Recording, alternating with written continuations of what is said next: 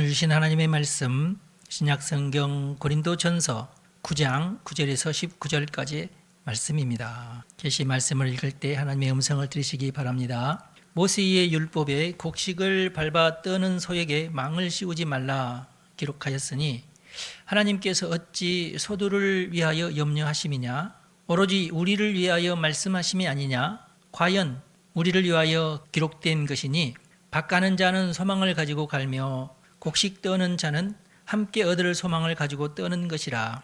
우리가 너희에게 신령한 것을 뿌렸은즉 너희의 육적인 것을 거두기로 과하다 하겠느냐? 다른 이들도 너희에게 이런 권리를 가졌거든 하물며 우리일까 보냐. 그러나 우리가 이 권리를 쓰지 아니하고 범사에 참는 것은 그리스도의 복음에 아무 장애가 없게 하려 함이로다. 성전의 일을 하는 이들은 성전에서 나는 것을 먹으며 제단에서 섬기는 이들은 제단과 함께 나누는 것을 너희가 알지 못하느냐? 이와 같이 주께서도 복음 전하는 자들이 복음으로 말미암아 살리라 명하셨느니라. 그러나 내가 이것을 하나도 쓰지 아니하였고 또 이 말을 쓰는 것은 내게 이같이 하여 달라는 것이 아니라 내가 차라리 죽을지언정 누구든지 내 자랑하는 것을 헛된 대로 돌리지 못하게 하리라. 내가 복음을 전할지라도 자랑할 것이 없음은 내가 부득불할 일임이라. 만일 복음을 전하지 아니하면 내게 화가 있을 것이로다. 내가 내 자유로 이것을 행하면 상을 얻으려니와 내가 좌우로 아니한다 할지라도 나는 사명을 받았노라. 그런즉 내 상이 무엇이냐? 내가 복음을 전할 때에 값없이 전하고 복음으로 말미암아 내게 있는 권리를 다 쓰지 아니하는 이것이로다. 내가 모든 사람에게서 자유로우나 스스로 모든 사람에게 종이 된 것은 더 많은 사람을 얻고자 함이라. 아멘. 말씀의 은혜가 되시기 바랍니다. 행복을 추구하는 성도, 이런 제목으로 말씀을 드리겠습니다. 모든 생물은 자기의 의지로 태어나지 않죠. 태어나고 싶어서 태어나신 분 혹시 있으신가요? 없죠. 자기 자신이 결코 자기의 작품이 아닌 거예요. 그런데 오직 사람만 다음 생에 내가 태어나면 더 잘 살아봐야지, 그러면서 자기 스스로를 위로해요. 말도 안 되는 얘기죠. 우리가 기계라면 리셋이 가능한데 사람은 리셋이 불가능합니다. 태어났다가 죽는 거죠. 자기 스스로의 의지로 태어날 수 없어요. 그러셨나요, 여러분? 아무도 그럴 수 없죠. 그런데 사람은 이번 생은 망한 것 같아, 그런 표현을 쉽게 해요. 하나님이 들으실 텐데 기가 찰 오르시죠. 과연 그럴까요? 다음 생에 태어날 수 있을까요? 그럴 리 없겠지만은 그가 다음 생에 누군가로 태어난다고 치더라도 결과가 마찬가지 아니겠어요? 파리는 파리로 태어나서 파리 일생을 살다가 죽지요. 코끼리도 마찬가지고 모든 생물이 다 똑같죠. 똑같은 운명이죠. 누가 제일 짧게 사는가 제가 검색을 해봤더니 해양 생물 중에 해양 선형 동물, 복모동물이라고, 저는 이런 동물이 있는 줄 지금까지 정말 모르고 살았는데 이 친구가 제일 생명의 그 수명이 짧대요. 3일, 겨우 3일 산답니다. 그런데 모든 물에, 민물이든지 바닷물이든지 다 이 동물이 똑같은 것이 아니라 물론 종류는 많이 있겠죠. 복모동물이 사는데 대부분 3일 동안 산다고 그럽니다. 하루살이에 비하면 그래도 3일이나 사는데, 근데 하루살이는 사실은 애벌레로 1년을 살고 그리고 이제 번데기에서 태어나면서 하루를 사는 거예요. 그래서 하루살이라고 할 수 없어요, 어떻게 보면. 그런데도 하루살이 중에서도 정말 번데기에서 깨어나가지고 5분밖에 안 사는 하루살이도 있답니다. 걔는 그러면 5분살이가 돼야 되나? 이름이? 5분 동안 알 낳고 죽는데요. 교미하고 알 낳고 죽는 그 시간이 5분이에요. 야, 참. 그래서 그 5분이 자신의 인생이 아니라 사실은 애벌레로 사는 생이 그 자신의 인생인 거예요. 그러니까 모든 동물이 우리 인간이라고 해도, 만물의 영장인 우리 인간이라고 해도 아무도 자유의지로 자기가 태어나지는 못해요. 대부분의 부모도 의도치 않게 아이를 베는 거죠. 특별한 경우에 나는 아이를 낳기 위해서 하나님 제발 나에게 이런 아이를 주십시오, 그렇게 기도는 하는데 정말 그런 아이가 태어나기에는 또 이건 하나님 마음이죠. 그러니까 제가 이런 말씀 드리는 이유는 자기 스스로 또는 부모가 원한다고 해서 그걸 이렇게 마음대로 내가 고를 수 없다. 또는 아기가 내가 누구네 집에 가서 낳을까, 이거 불가능하잖아요. 부모를 고를 수 있나요? 아이가 골라서 낳으셨나요, 여러분? 골라서 있다고 하셔야 돼. 근데 예, 고를 수 있다면 어떤 시기를 고르거나 지금 전쟁 때 안 되겠는데 그럴 수 있나요? 불가능한 일이고, 또는 나는 남자로 태어나고 싶은데 그럴 수 있나요? 불가능한 일이에요. 이건 그야말로 그냥 운명적으로 주어지는 거죠. 하나님 마음입니다. 우리가 모든 생물이 태어나는 것은 하나님 마음이죠. 그런데 아무리 하찮은 생물이라고 해도 하찮을수록 그 번식력은 또 어마어마해요. 그런 특징이 있어요. 박테리아는 순간적으로 번식을 하는데, 박테리아 제일 작은 동물이죠.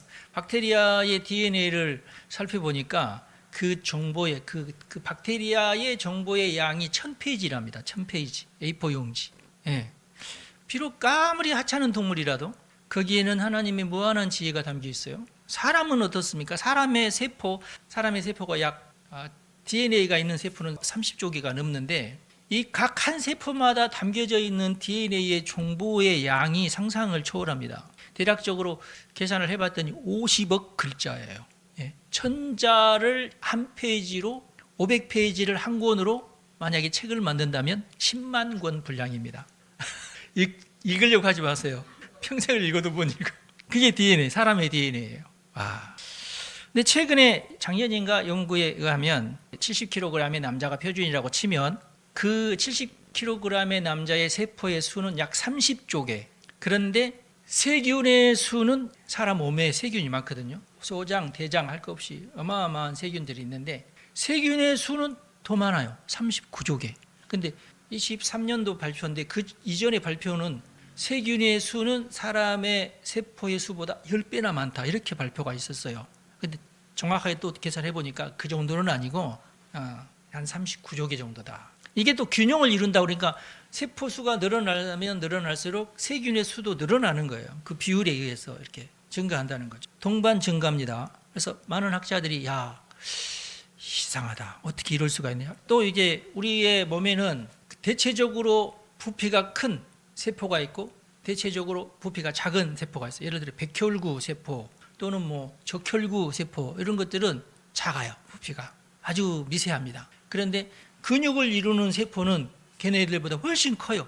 그런데 근육을 이루는 세포의 그람수와 적혈구, 백혈구 같이 이렇게 좀 그 DNA가 없는 세포들의 그람수를 재보면은 비슷해요. 또 희한하죠. 그러니까 작은 세포는 개체수가 많고 큰 세포는 개체수가 적은 거예요. 그러면서 균형을 이루어요. 이런 원칙이 사람에게만 그런 게 아니라 모든 동물에 다 똑같고, 심지어는 세계가 다 똑같아요. 세계가. 예를 들어서 사람들이, 과학자들은 쓸데없는 것을 연구해요. 고래의 숫자와 그 그람수를 조사를 하고 세균의 숫자와 그람수를 조사를 했더니 그 플랑크톤 이런 거, 플랑크톤의 그 무게와 고래의 무게가 똑같다는 것을 알았어요. 똑같지는 않겠죠. 비등비등은. 고래가 늘어날수록 플랑크톤도 늘어난다는 거예요. 플랑크톤이 늘어나니 고래가 늘어나겠죠. 근데 더 놀라운 것은요, 생쥐의 무게하고 고래의 무게가 똑같아요. 생쥐는 더 많을 뿐이야. 전 세계에 있는 생쥐의 숫자를 추정을 해보고 고래의 숫자를 추정을 해보고 톤수를 재봤더니 얘네들이 비슷해. 생쥐는 개체수가 많을 뿐이에요. 희한하죠? 이런 것을 조정하시는 분은 하나님이세요. 신기하죠? 정말 과학자들은 요즘에 깜짝깜짝 놀라죠. 이 지구라는 게 이게 쉬운 게 아니고, 사람이 늘어나는 것은 이건 너무 놀랍게 늘어나죠. 봤더니 사자가 줄어들고 호랑이가 줄어들고 곰이 줄어들어요. 최상위 포식자가 사람이잖아요. 그래서 그동안 많았던 그 최상위 포식자들이 사라지는 거예요. 이건 자연보호 이런 게 아니야. 이건 그냥 자연 법칙이야. 그래서 이 세상은 인간이 이해할 수 없는 어떤 수없이 많은 법칙들을 가지고, 우리가 그 법칙을 아직 모를 뿐이지, 이게 다 그게 하나님의 어떤 지혜와 능력으로 이게 운행이 되는 거예요. 이 전체 우주, 이 작은 지구라고 해도 세포 하나에 이르기까지 그 모든 것을 조화롭게 운영하시는 분은 하나님이시다. 전능하신 하나님의 무한하신 지식과 지혜로, 그 능력으로 설계가 됐고, 모든 사람들의 삶이 이렇게 살아라, 이렇게 정해져 있다는 거예요. 그러니까 사람은 사람의 의지로 태어나지 않았지만은 하나님의 의지로 태어나게 되는 겁니다. 이걸 우리가 알아야 돼요. 여기서부터 우리가 시작하는 거예요. 하나님에 의해서 내가 태어났다, 이 세상에. 이걸 우리가 인정하면서부터 우리의 삶이 풀리는 겁니다. 모든 것이 하나님의 자유의지로 운행된다는 것을 우리가 잊어서는 안 됩니다. 다만 이제 우리가 우리의 자유의지로 태어나지는 않았지만은 인간에게는 다른 동물과는 다른 우리는 특별하게 또 하나님의 형상이라는 그런 점이 있잖아요. 그래서 우리는 동물의 본능도 있지만 하나님의 자유의지도 우리에게 주어진다는 거예요. 물론 하나님은 우리보다 훨씬 더 큰 자유의지를 가지고 있죠. 그리고 우리의 자유의지는 나의 자유의지는 내 옆에 있는 사람의 자유의지에 의해서 제한을 받아요. 나는 이리 가고 싶은데 나는 저리 가고 싶은데 그럼 둘이 헤어지든지 같이 가려면 한 사람 포기를 해야 돼요. 그렇죠? 여러분 부부가 그렇습니다. 남편의 자유의지는 아내에 의해서 통제가 되고요. 아내의 자유의지도 남편에 의해서 통제가 돼요. 절대로 왜 저 사람 저러지? 그럴 수가 없어요. 안 그러려면 헤어져야 돼. 그래서 서로는 희생하는 길밖에 없어요.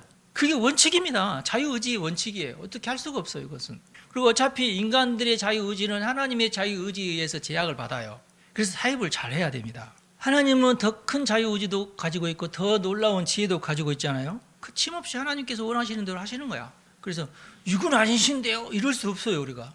왜냐하면 우리에게는 그런 어떤 능력이 없어요. 하나님께서 우리에게 자유의지를 주셨는데 너네들 마음대로 해라. 자유의지를 주셨는데 이놈들이 이럴 줄은 내가 몰랐는데 어떡하지? 방법이 없네. 그러시는 하나님은 아니시다. 하나님은 엄청나게 놀라운 지혜로운 하나님이기 때문에 우리가 우리의 자유의지대로 뭔 짓을 해도 다 솔루션이 하나님에게는 있다. 다만 우리 사람들은 살아가면서 본능적으로 행복을 추구하면서 살아가게끔 되어 있어요. 행복 추구권이라고 하죠. 그냥 하나님이 주신 거예요. 그냥 너희들의 행복을 위해서 너희들이 마음껏 자유의지를 가지고 살아라. 내가 어떻게 살 것인지, 내가 무엇을 할 것인지, 언제 어디에서 살 건지 각각 자유로운 선택에 의해서 이게 이루어지는 거예요. 여러분 이걸 인정하시기 바랍니다. 여러분의 식구들에게도 이걸 인정하셔야 돼요. 내가 그를 조정하거나 그럴 수 없어요. 그래서도 안 되고 불가능하죠. 불가능하기도 하고 또 잘못된 짓이기도 하고 그렇죠. 그런데 사람들은 어떤 느낌을 가지고 사냐면 나에게는 선택지가 별로 없구나. 나에게 분명히 자유의지가 있는 줄 아는데 내가 선택할 만한 것이 별로 없어. 그렇지 않나요? 그리고 사람마다 무슨 생각을 왜 나는 누군가를 위해서 희생하면서 살아야 되지? 그런 생각을 해요. 거의 대부분의 사람이 그래요. 누군가를 위해서 희생하면서 살아요. 여러분 왜 그렇게 사시나요? 그 이유는요 사실 간단해요. 모든 인생이요 정확하게 자기가 누구인지 무엇을 내가 원하고 있는지 잘 몰라요. 내가 뭘 좋아하는지 안다고는 하는데 솔직히는 속아서 그러는 게 많아요. 잘못 판단해서 그러는 게 너무 많아요. 연일 뉴스에 보면은 오늘은 누가 누구한테 사기를 당했다는 얘기가 계속 나오잖아요. 날마다 나와. 1년마다 한두 명만 누구한테 속았으면 좋은데 날마다 속아. 아니 그걸 뉴스로 다 보면서도 자기가 닥치면 자기도 속아. 그런데 자기가 선택을 해. 또 돈을 보내지 말아야 되는데 자기가 자발적으로 막 보내. 제발 받아달라고 하면서. 왜 그럴까요? 자기가 원하는 것이 뭔지도 모르고요. 이걸 선택해야 될지 말지도 잘 모르고요. 이게 정말 내가 선택한 것이 나에게 유익한지 나중에 이것이 나에게 독이 될지 이것도 몰라요. 그게 인생이에요. 계획된 대로 다 되던가요? 나는 이렇게 살아야지. 나는 이런 사람 될 거야. 됐어요 그렇게? 근데 참 억울해요. 그 모든 선택에 대한 결과는 오롯이 자기가 책임져야 돼. 여러분 이게 인생이라면 사실 인생이 너무 이상하죠. 그래서 이건 인생이 아닌 것 같아. 이번 생은 망했고 이렇게 되는 거예요. 이게 자연히 이게. 그래서 몇 번 그런 일을 당하다 보면 이제 불안해요. 인생이 이게 쉽지가 않구나. 이렇게 하다가 정말 이게 잘 될지 어쩔지 나 정말 모르겠구나. 그래서 이 불안한 인간이 결국에 만들어낸 것이 종교죠. 종교. 뭔가 의지하고 싶은 심지어는 엉뚱한 길을 제시하는 무당도 제 밥벌이를 해먹을 만큼 사람들이 우왕좌왕이에요. 요즘 젊은이들은 무당 안 찾을 것 같죠? 아니에요. 요즘 인터넷에서 무당들이 막 돈을 막 긁어 모아요. 그냥 하던 짓은 옛날하고 똑같은데 그냥 인터넷을 이용한다는 것밖에 없어요. 그만큼 젊은이들도 미신을 안 믿을 것 같지만 그 미신에 빠져 들어가요. 왜? 자신의 인생을 자기가 모르니까. 우왕좌왕이에요. 여러분 흔한 명언이지만 기독교는 종교가 아닙니다. 네, 기독교를 종교로 착각하면은 그 사람은 그냥 타종교인이나 무당 쫓아가는 사람이 똑같아요. 기독교는 종교가 아니에요. 기독교는 하나님의 계시로부터 시작을 한 거죠. 하나님이 우리 인생 가운데 나타나는 것으로부터 시작해요. 그래서 우리는 계시적 종교라고 표현을 하는데 우리 기독교는 종교가 아니라 계시입니다. 계시, 특별계시. 특별계시는 예수 그리스도를 통한 특별계시를 말하죠. 사람의 몸을 입고 그냥 이 세상에 오셔버렸어. 그래서 기독교는 사람이 만든 종교가 아니라 기독교는 길 잃은 자녀, 길 잃은 양이 되어버린 어찌할 줄 몰라 하는 그런 사람들을 찾으러 오신 하나님에 관한 얘기예요. 그게 기독교입니다. 기독교는 그래요. 아버지가 잃어버린 자식을 찾으러 내려왔다는 그게 기독교입니다. 이게 핵심이죠. 모든 인생이 다 방황하고 어찌할 줄 몰라 하고 엉뚱한 결정을 내리고 자기가 엉뚱한 결정을 내렸는데 그 책임을 오롯이 자기가 지고 있는 이 불쌍한 인생을 위해서 하나님이 그 자녀를 찾으러 내려오셨다는 거예요. 그게 기독교예요. 다른 게 아니죠. 우물쭈물 하다가 내가 이렇게 될 줄 알았다. 여러분 좀 많이 들었던 명언 아닌가요? 우물쭈물 하다가 내가 이렇게 될 줄 알았다. 근데 모든 인생이 사실 이런 식이야. 우물쭈물 거리다가 황망한 일을 당하죠. 이 말은 사실은 이제 묘비명인데 묘비에 이 글을 좀 써놔라. 영국의 극작가 버나드 쇼라는 사람이 내가 죽거들랑 내 묘비명에 꼭 이 말을 좀 써달라. 우물쭈물 거리다가 내가 이렇게 될 줄 알았다. 우물쭈물 거리다가 죽게 될 줄 알았다. 그 말이거든요. 근데요, 이 명언이 사실은 모든 인생의 현 주소입니다. 모든 사람들이 우물쭈물 거리고 있고요. 그러다 망하는 거예요. 어찌할 줄 몰라 하는 자가 인생이다. 계획을 세우지만 그 계획이 다 허망한 것이 인생이다. 하루는 이제 버나드 쇼에게 굉장히 유명한 말 잘하기로 유명한 그 영국의 극작가거든요. 어떤 여배우가 아주 잘생기고 미모가 아주 몸매 좋은 여배우가 버나드 쇼를 딱 붙잡고 사랑을 고백했어요. 여보, 내가 당신을 사랑합니다. 우리 결혼해서 아이를 낳읍시다. 나의 미모와 당신의 지성이 결합을 해서 만약에 아이를 우리가 낳게 된다면 이게 얼마나 좋겠냐고. 그러자 쇼가 즉각 받아쳤어요. 당신의 두뇌와 나의 육체를 가진 아이가 태어나면 얼마나 불행한 일이 될지 상상을 해보십시오. 버나드 쇼에 대한 이 이야기는 모든 자유로운 인간의 선택이 가져올 수밖에 없는 파국에 관한 명언이에요. 이게 인간의 현 주소예요. 너나 할 것 없이. 물론 대단하고 화려한 인생들이 많지만 우리가 뭐 다 알다시피 모두 그런 화려한 때는 한때예요. 지나갑니다. 잠시의 부귀영화일 뿐이죠. 성경은 뭘 가르칩니까? 모든 사람에게 가장 좋은 삶은 하나님과 동행하는 길밖에 없다. 왜냐하면 하나님의 자유의지로 우리가 태어났고, 그러면 우리가 누구를 의지해야 돼요? 나의 지성?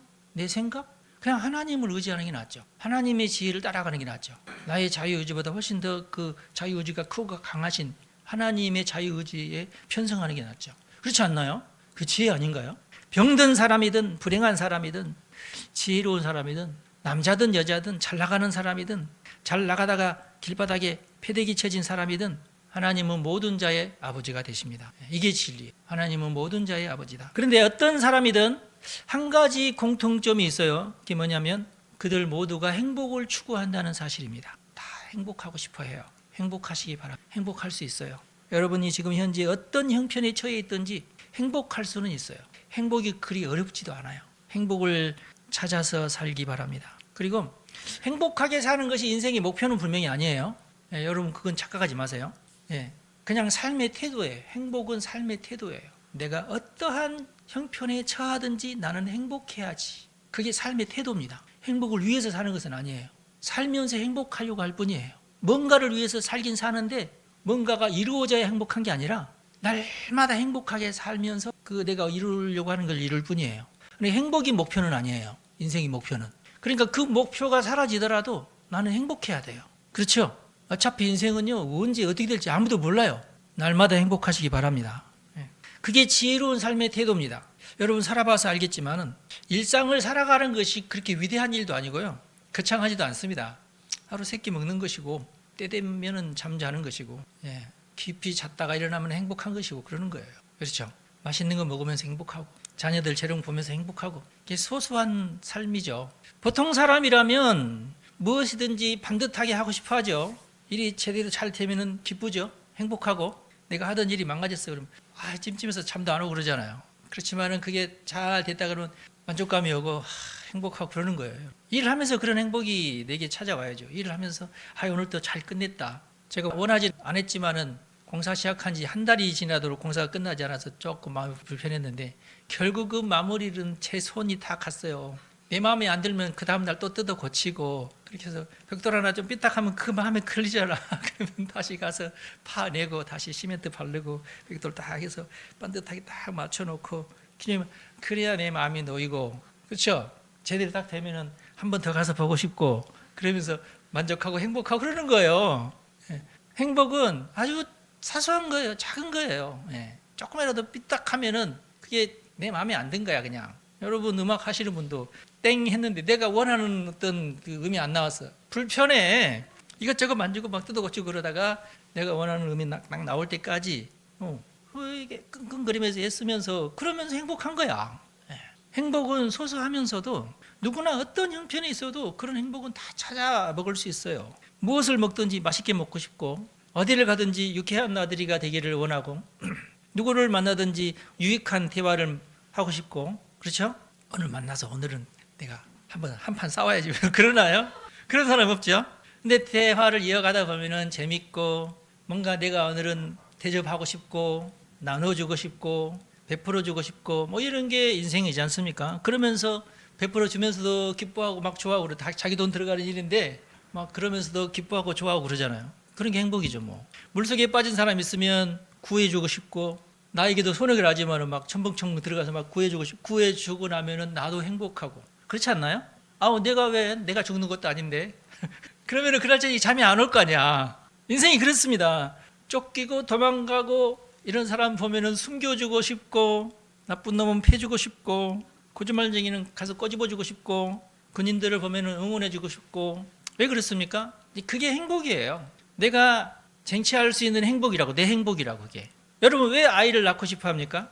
그 치닥거리며 양육비며 그 고달픈 인생 여정 오래도록 내가 지켜봐야 되고 그러는데 겁나지 않습니까? 그래서 요즘 청년들이 애 낳고 싶어 하지 않는데 그러나 사실은요 그 모든 수고와 그 모든 희생을 감수하고라도 내가 자식을 키워내고 싶은 욕망이 훨씬 더 커요.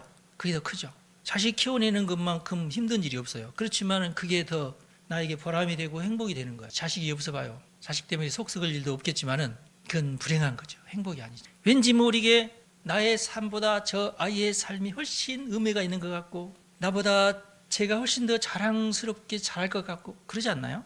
여러분 그러면서 키우지 않나요? 모르겠어요. 나는 그랬는데 모든 부모의 마음이죠. 그러면서 나를 희생하죠. 자녀를 위해서. 근데 사실은 이것이 우리 하나님 아버지의 마음이야. 그래서 아버지예요. 하나님이. 하나님 내가 잘 되기를 원하십니다. 그래서 우리 아버지께서 우리를 위해서 희생하시죠. 왜 희생합니까? 인생이 왜 희생하죠? 행복을 맛보기 위해서죠. 행복하기 위해서. 왜 여러분 열심히 사십니까? 왜 열심히 일하세요? 누군가를 위해서. 나를 위해서가 아니잖아. 내가 행복한 것보다 네가 행복한 것이 나에게 보람이 돼요. 희한하죠? 인생이. 여러분 그게 인생 아닌가요? 그 맛에 인생 살아가는 거 아닌가요? 나를 뜻하는 말 중에 상대방이 있어야지만 쓸 수 있는 게 네라는 말이고 상대방은 네라는 말 똑같은 말이에요. 근데 아이고 어의 차이죠. 우리나라만 그래요. 영어는 아이이고 유잖아. 근데 우리나라 말은 재밌어요. 같은 네인데 발음이 네인데 하나는 나를 뜻하고 하나는 너를 뜻해. 저는 초등학교 때 얼마나 이게 헷갈렸는지 몰라요. 여러분들은 모르겠습니다만 이게요 발음이 이게 구별이 되시나요? 이게 네하고 네하고 네하고 네는요 항상요 둘이 있을 때 함께 사용하는 단어예요. 관계적인 단어이죠. 특별한 단어예요. 나라는 말도 있는데 왜 네라는 말을 써요? 너 앞에서 내가 그렇죠. 너 앞에서 나가 그러나요? 그리고 내 앞에 있는 너는 너라고 않고 내가 그래요. 관계적인 용어예요. 하여튼 나에게 누군가 상대가 있으면 하나 짝대기 하나 더 들어가서 내가 되고 너에게 상대가 있으면은 너만으로 끝나는 것이 아니라 하나 짝대기 하나 더 들어가서 내가 되는 거예요. 희한하죠? 그러니까 나는 너를 향한 나일 때 내가 되고 너는 나를 향한 너이니까 내가 되는 겁니다. 이 말이 뭔 말이에요? 우리나라 말이 참 그래서 귀한 것 같아요. 나나 너나 똑같이 나예요. 발음상으로. 부부는 일심동체라는 말도 있고 내가 상대하는 너는 나하고 똑같은 사람이에요. 그러니까 너를 위해서 희생하는 것이 사실은 나를 위해서 희생하는 것이 되는 거예요. 너를 위한 행복이 사실은 나를 위한 행복이 되는 거예요. 사람마다 이기적인 유전자를 가지고 있어요. 이것은 뭐 과학적으로 증명된 사실이죠. 그래서 이기적인 유전자라는 책도 나오잖아요. 그런데 사실은요 여러분 희생하기 위해서 이기적으로 사는 거예요. 누군가를 위해서 희생하려고 이기적인 사람이 되는 거예요. 그게 사람의 본질입니다. 그게 이제 행복의 본질이기도 해요. 내가 행복하기 위해서 이기적인데 사실은 나의 행복을 위해서가 아니라 너의 행복을 위해서 이기적이 되는 거예요. 엄마들이요 나를 위해서는 그렇게까지 악착까지 안 해요. 근데 새끼들을 위해서는 물불 안 가리고 눈에 그냥 막 불을 막 켜고 달려들어요. 이기적으로 달려들어요. 왜? 내 새끼를 위한 일이니까 그래요. 나를 위해서는 그 미친 짓을 안 해요. 모든 인생이 다 그렇습니다. 왜 악한 사람을 대적합니까? 나를 사랑하는 사람을 지키기 위해서예요. 왜 악착같이 돈을 벌려고 합니까? 내가 사랑하는 사람을 행복하게 해주고 싶어서예요. 그래서 그렇게 악독하게 사는 겁니다. 모든 인생이 다 그래요. 그런데 그렇게 사는 것이 가장 행복하고 귀한 거예요. 요즘 보면은요, 고양이 집사들이 많아요. 길 가다 보면은 고양이에게 집사짓을 해. 고양이가 이렇게 움직이는 그 귀여운 것을 보고 싶어서 온갖 희생을 마다하지 않고 헌신적으로 살아요. 자기는 먹지 않는 소고기를 막 구워줍니다. 심지어는 고양이 집을 자기 가슴에다 이렇게 만들어가지고 그 속에 고양이를 넣어가지고 다니더라고. 여러 번 봤어요. 저는 제 친구 목사 중에 그 둘째 딸이 고양이 밥을 만들어서 팔아서 떼돈을 벌었거든요. 지금도 하고 있대요. 약사가 됐는데도 부업으로 여전히 하고 있대요. 뭐냐, 어떻게 하냐면은 마장동 가서 제일 좋은 소고기를 사다가 고양이가 좋아하는 레시피대로 그걸 구워가지고 파는데요. 일본에까지 팔아요. 고양이들이 그렇게 좋아한대요. 사실 사람이 먹어도 맛있을 건데 고양이를 줘요. 성도 여러분, 성도의 정체성이 뭡니까? 성도는요, 하나님을 위해서 희생하는 자가 성도예요. 그러면서 행복한 자가 성도예요. 왜냐하면 하나님을 사랑하기 때문에. 왜 하나님을 사랑해요? 하나님이 나를 먼저 사랑했다는 것을 내가 깨달았기 때문에. 그래서 성도예요. 오늘 본문 말씀은 바울의 희생에 대해서 스스로가 고백하는 내용인데요. 바울은 하나님과 교회를 위해서 자신의 인생을 다 바쳐버렸죠. 바울은 스데반을 죽이는 어떤 경험을 통해서 예수님을 만나고, 과거에는 자기가 하나님을 사랑하니까 하나님의 율법을 위해서 내가 온 인생을 내가 다 바치리라 그렇게 하면서 살았는데, 스데반 사건을 통해서 예수님이 하나님의 아들이구나, 예수님이 곧 하나님이 이걸 깨닫고 나서는 크게 회개하고, 나는 이제부터는 하나님을 위해서, 예수의 복음을 위해서 나의 모든 인생을 다 던져야 되겠다. 그렇게 작정하고 살았죠. 선교를 위해서 온통. 왜냐? 저희가 연구해 보니까 온 인류를 위해서 하나님이 아들을 보내셨고, 예수님이 온 인류의 짐을 대신 지고 죽었다는 사실을 이제 깨닫게 되었어요. 이거 외에는, 이 복음 외에는 내가 헌신할 만한 것이 아무것도 없구나. 이걸 깨달았어요. 예수를 믿는 것이 가장 큰 행복이고, 이 비밀을 깨닫고 이 복음을 전하는데 자신의 온 인생을 불살랐어요. 그게 바울입니다. 심지어 막노동까지 했으니 그 얘기가 오늘 본문에 나오는 이야기인데, 다행히 그에게는 천막을 만드는 기술이 있었어요. 젊었을 때 그런 기술을 배웠나 봐요.